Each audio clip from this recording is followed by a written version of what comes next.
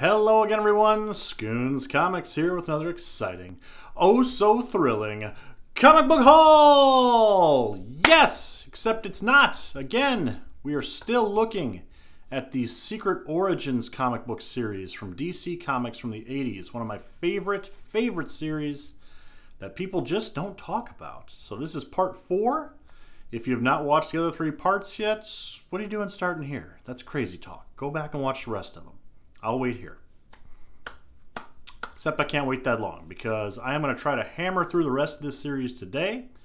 I've got other comics I'm wanting to show you people, but I feel it would be irresponsible to not show you the rest of this series first. Plus, it's really good stuff. So let's get back into it, shall we? Secret Origins number 38, featuring Green Arrow and Speedy. Speedy, of course, being the sidekick of Green Arrow. This was another one of the books. This was very smart. This book, at this time, the Green Arrow regular series was going on, written and illustrated by Mike Grell, but it was only a direct market book. It was only available at the comic book shop. So, this book was available both at the comic shop and the newsstands, so Mike Grell, very smartly, featured his character here. Politicked, got to feature Green Arrow, wrote the story, hopefully bringing people into the comic shop to read the ongoing series. Smart. Story's pretty good. Yeah, just a good book. A good book. Here's a real hit or miss for me. Secret Origins number 39, featuring Animal Man and Man Bat. I don't like Man Bat. I don't like the Lizard to Marvel Comics. I don't like characters for whatever reason that turn into animals. And just the name Man Bat just always bothered me. I don't know, I just don't like it. Basically, if I see a Man Bat story, I'm instantly like, I don't want to read that. So the story's okay, but it's just, I don't care. I just don't care about Man Bat, I'm sorry. Animal Man, on the other hand, was a fantastic series written by Grant Morrison. One of Grant Morrison's first published works in the United States, I do believe. Fantastic series. Terrible artwork. I so wish that the artwork... So Grant Morrison wrote the origin in this book, right? The artist on this is Tom Grummett. I love Tom Grummett. Tom Grummett is just a real simplistic style, but it's just clear and tells the story, and it's wonderful. I think he's so talented. He did the work on Teen Titans and Robin a lot back in the 90s for DC. I love his work. I so wish he'd have done Animal Man full time. Instead, we just get a taste of it here in the origin story. But it's a great issue. Very cool. I highly recommend this one. Grant Morrison does a couple of these origins for this series. I would recommend finding those books. They're great. Whew! Boy, this just reeks of Mark Waid. Mark Waid, the editor, of course, for Secret Origins. Comic historian. So, oh boy. In fact, he even says so, instead of because you demanded it, the catch line of this is Secret Origins number 40 because I demanded it. Secret Origin of all the primates of the DC universe. Now, this is a nice throwback to the 50s and early 60s for DC, because DC editorial, Julie Schwartz and others, were convinced that certain things on a cover would make kids buy the book. Gorillas being one of them. You put a gorilla on a cover, that's going to sell. Dinosaurs on a cover, that's going to sell. A character on a motorcycle, that's going to sell. A purple background, that's going to sell. Mark Waid incorporated all of them for this cover. Hilarious. Mark Waid even wrote the origin of Detective Chimp in this using the pen name of Rusty Wells, as I believe. Hilarious. The monkeys really aren't my thing, but that's fun. Fun book. Ooh, man, here's a great cover. Secret Origins 41 featuring the Flash's Rogues Gallery. Look at that cool cover. A Mike Mignola cover. Oh, gosh. This is an homage to a very similar cover done by Carmen Infantino, I do believe, sometime in the 60s. I don't know the issue number of Flash. Looks just like this, but very cool cover. Very cool to get Origins of the Rogues. That's just a cool book. All of these books are just cool, man. Cool cover, right? The logo, love it. Like something Will Eisner would have done. I like it. Very cool. Another interesting one. Secret Origins number 42, featuring Phantom Girl and the Grim Ghost. Okay, where do I want to start with this one? Phantom Girl. So Mark Waid, at this time, the editor of this book, was also the editor of Legion of Superheroes, and I think they had another book at the time, like Legionaries, I think was the other book. So you're going to start seeing a lot of Legion characters pop up in here, which, you know, it's smart. There's a ton of Legion characters. Their origins aren't really fleshed out in that book, so here you go. The Grim Ghost, I don't know why this got published. This is fascinating to me. It's a Roy Thomas story. Several of Roy Thomas's stories were started and, for all intents and purposes, finished, but put in a drawer. These Golden Age characters. Not to be seen again. Grim Ghost got published here. I have no idea why. Grim Ghost, a character that's... I have my notes in the back here. Sensation Comics #1 back in the 40s. He had the unfortunate name back at the time as the Gay Ghost, which they had since changed because, you know, that term tended to change over time in society. So it became the Grim Ghost. The story's fine. I don't think the Grim Ghost was ever seen before this or after, except in the 40s. There was a Grim Ghost for the Atlas Comics series in 1974, totally different publisher, so I thought that was kind of interesting about who owned the copyright there, but there you go. Not a bad issue, just part of the, these are okay stories for the Secret Origins.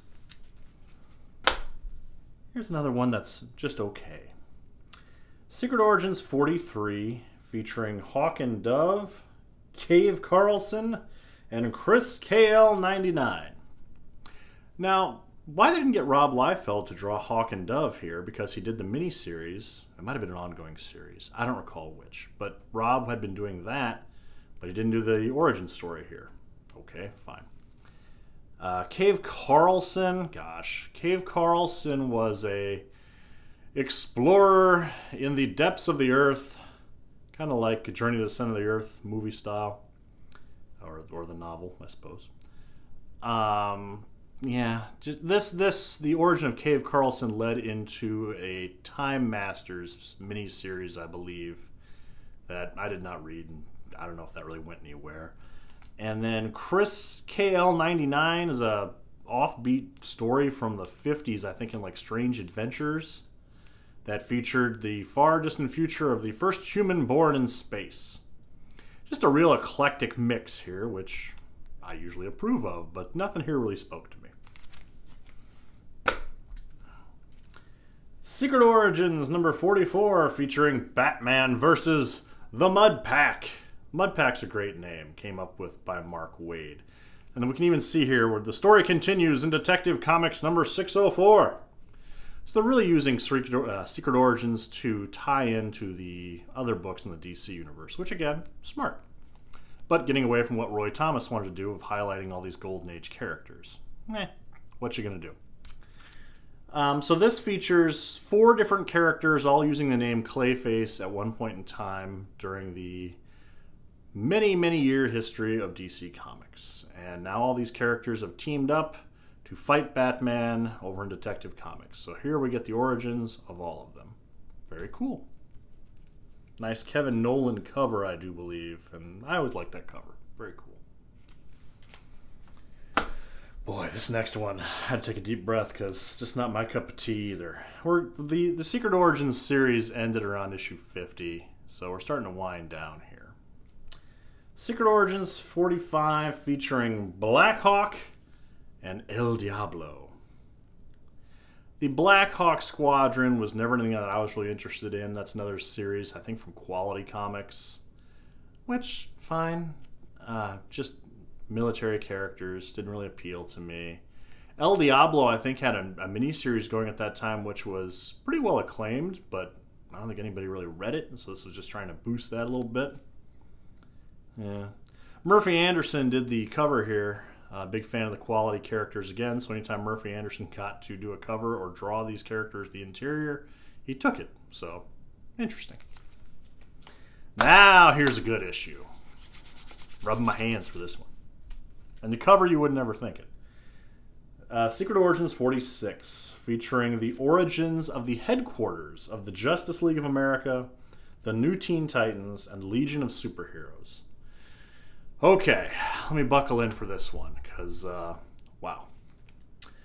So, first we have a really good Justice League. First of all, the cover is really interesting here. It's like blueprints, right? This goes against what I want from my cover. I want my cover to be just grab you by the throat and make you want to open the issue. You see this and you want to pass it right by, but well, whatever, it's fine.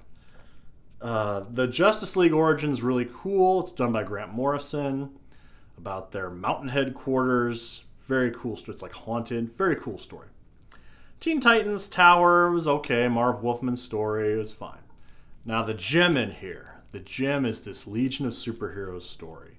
This is wacky. Let me see who wrote this real quick. I didn't write that down. That's okay. All right. So Legion of Superheroes Fortress is this upside-down rocket ship, right? It was like that in the 50s, the 60s, whenever the origin was of this, whenever those characters debuted. This weird upside-down rocket ship, fins sticking out and everything, like it went like a lawn dart, like straight into the ground, okay? Weird. So the original origin story here that they wanted to tell was that this was a Kryptonian ship, the sister ship to the ship that brought Kal-El to Earth. Here's another ship, for some reason, crash landed on Earth, and the Legion of Superheroes used this as their base. Well, the higher-ups at DC, I don't know if it was Archie Goodwin or who was it, they nixed the whole story. It had already been written, drawn, they nixed the whole thing. No, that with the new continuity of DC Comics post-crisis, there was no second ship. Come up with something else. Well, shoot, what are we going to do? Mark Waid was exacerbated, didn't know what to do. Another DC editor, Casey Carlson, I believe, joking. So all the Legion of Superhero stories have odd little names. Everything's a lad or a miss. So he came up with, haven't you ever heard about Fortress Lad? And Mark Waid took the story and ran with it and assigned it to, I believe, Gerald Jones. So this story is just bananas, right? The story features some prominent Legion heroes looking for new members, okay? So they're having like tryouts in the park. This is so weird. I'm going to spoiler alerts because I'm going to spoil this issue because it's too wacky. I'm going to spoil this issue from 1989, okay? It's so weird. So they're having auditions for new members. The first one is one of my favorite. What was his name? Did I write it down? Arm Fall Off Boy, right? So this guy goes up, there's like a little judge's table. Think like American Idol, like the judge's table. And he goes up and he's like, I'm Arm Fall Off Boy. I'm able to detach my arm and use it as a weapon against evil. And he takes his arm off and he smashes it down on the table and says, take that, villains! And they say, thanks, we'll call you. It's hilarious. I love it. So I think the whole issue is just kind of tongue-in-cheek, like, all right, editors, if you wouldn't let us do this, here's the wacky story we're going to tell.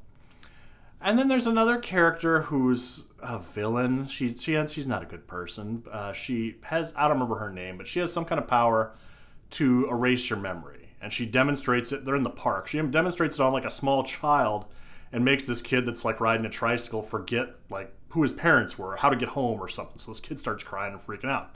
And she's like, am I on the team? And they're like, no, geez, get out of here. We got to go help this kid. So she kind of skulks off, but stays in the shadows, right? Then this third character shows up. Goofy looking guy. Kind of looks like he's got a barrel with fins.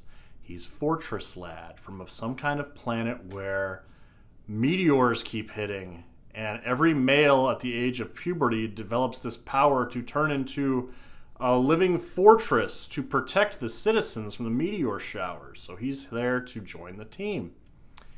And the team dismisses him as well, can't think of the practical implications for his power. So the lady who erases the people's memories, she's still lurking about, and she decides to get revenge, so she gets the Legion characters, starts to make them forget who they are, right? So Fortress Lad sees this and says, I've got to protect, I've got to protect. So he gathers these 3 characters and boom, becomes a big giant fortress around him. And she just turns on the mental power. And it's affecting Fortress Lad. Fortress Lad begins to forget who he is, where he's from, everything, how to speak, his own character. All he keeps repeating eventually is just never give up, never give up, never give up.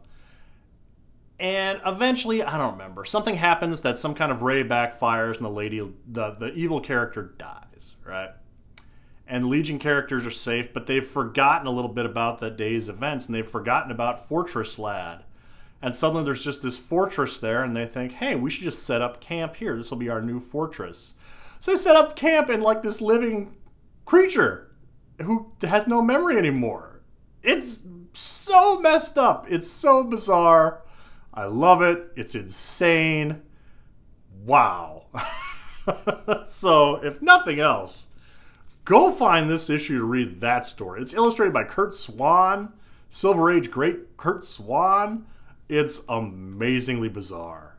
Pick it up. Wow. All right, issue 47 featuring the Legion of Superheroes.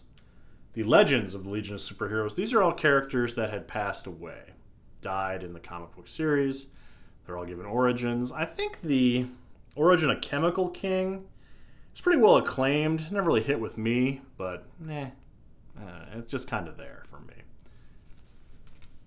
And then we come to another just insane issue. Issue 48. Featuring just a real hodgepodge of characters. Ambush Bug, Stanley and his monster, the Trigger Twins, and Rex the Wonder Dog. So, this is Mark Waid's last issue on this book, right? The story goes, I'm going to butcher this because I didn't research it properly. From my memory, the story goes, Mark Waid...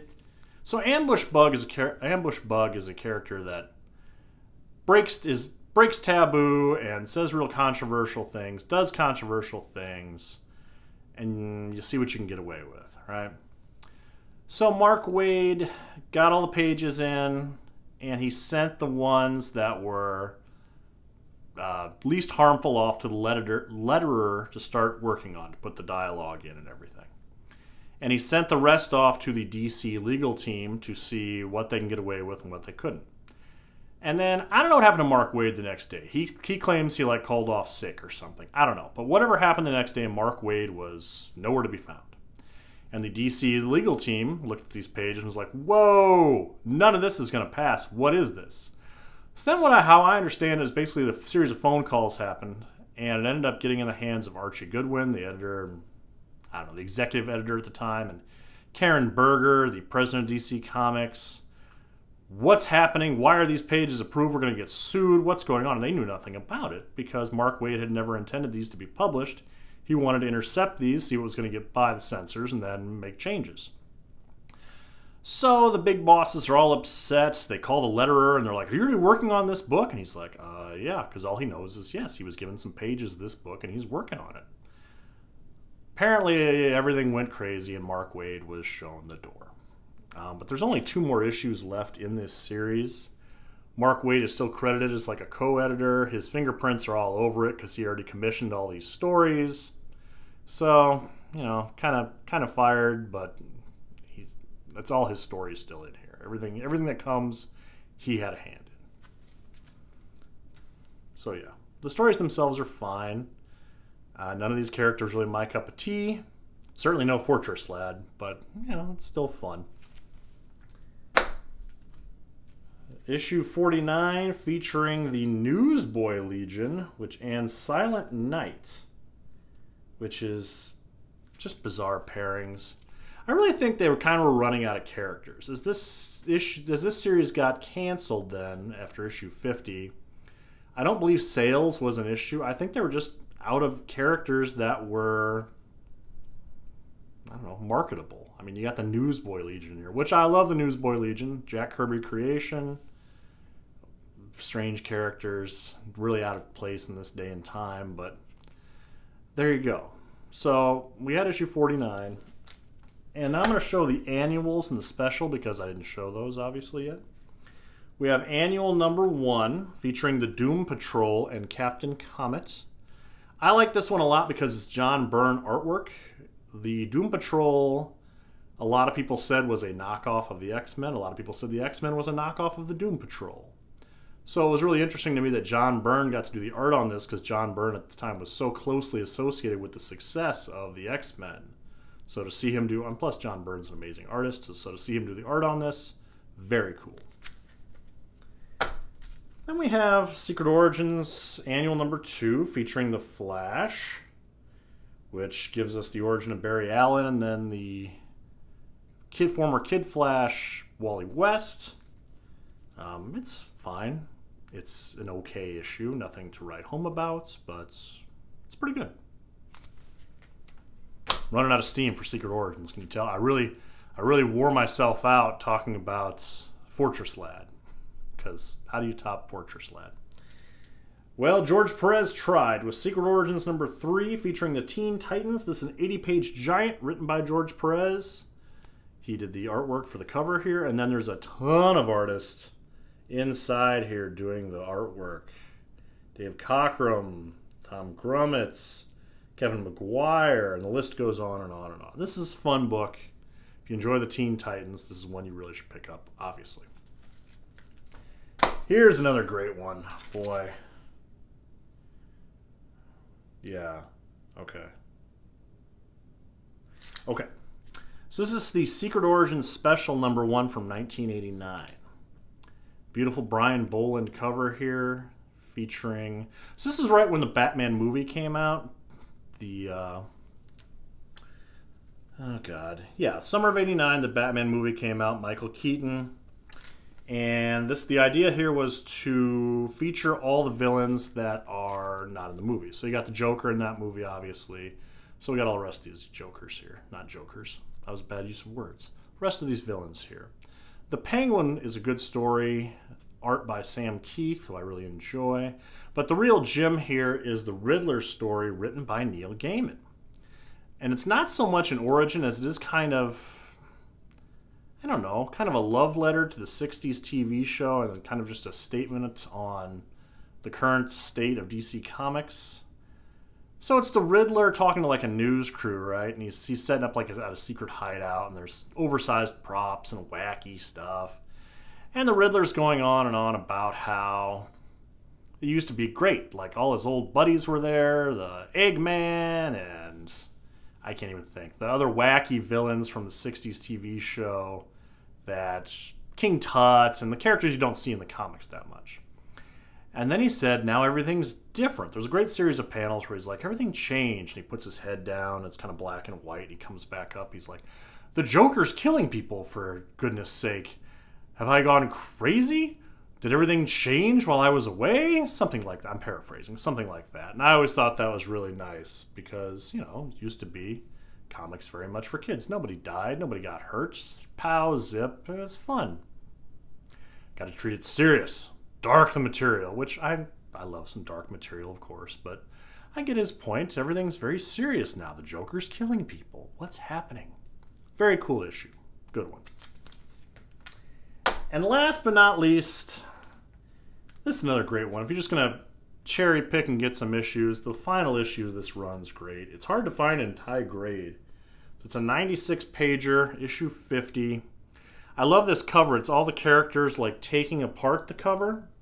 It's got like the DC logo there, Comic Code Authority letter logo there. They're disassembling the whole thing, which is similar to what they did on the Batman the Brave and the Bold cartoon on the last episode. They just started, the set crew came in and started tearing the cartoon apart. I always thought that was pretty cool and an homage to this, whether intentional or not.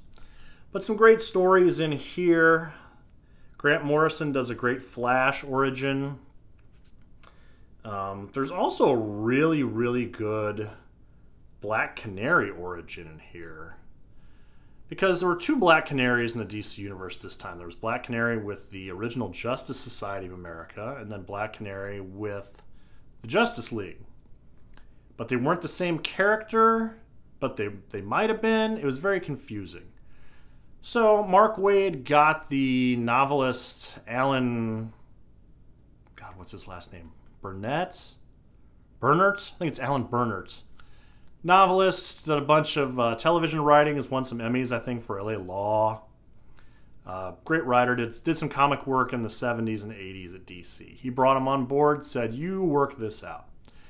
And he came on board and he wrote this great origin of how Diana Lance was with the Justice Society of America, and then she had a daughter, one of the rare characters to have a child. And we see her growing up in this superhero world, and the other superheroes very much are like stepfathers and mothers to her because none of them had children, so they're very protective of her and they don't want her to get involved in the business. But she does, because why wouldn't you? And it's just a great story. It's wonderful. Mark Waid is not credited for the editor of that. He's given a special thanks, which I believe ticked him off because he was very much the architect of bringing these people together to tell this story, and then he just kind of got a thanks, man, tip of the cap, and that's all he got. But a great issue to end on. See, it's the square bound issue, so it's I always see this spine ripped. You pull this out of the cheap bins, and that spine's always tore up. So finding a nice copy's hard. But a great issue to end the whole run on, and that is Secret Origins, a fantastic series from DC Comics. Go find it. Please. It's so good. Read it. And that's what I have, people. I hope you enjoyed this little mini-series. Haven't gotten as many views on this. I don't think people really enjoyed this as much as I did, but that's okay. The few of you that did, I appreciate it.